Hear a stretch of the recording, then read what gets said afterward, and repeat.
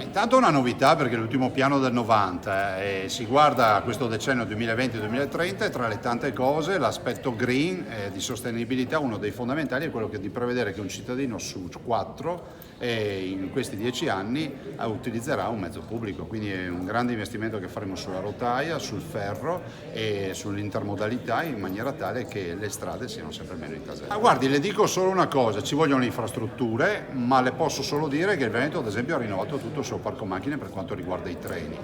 Dall'altro è fondamentale ricordare che stiamo facendo un sacco di investimenti, questo piano prevede 20 miliardi e 800 milioni di euro di investimenti, dei quali 12 miliardi e 800 milioni sono già operativi. Assolutamente sì, pensi che in questo piano i 6 miliardi di TAV sono fondamentali per la mobilità, per la connessione, ma ricordiamoci che è anche un piano che guarda alle piste ciclabili, a tutto quello che è il turismo slow, la bicicletta e il modo di visitare il nostro territorio. La TAV per noi è sempre stata una scelta, in Veneto esiste solo un comitato pro TAV, speriamo che questo governo non metta ancora in dubbio l'esistenza della TAV.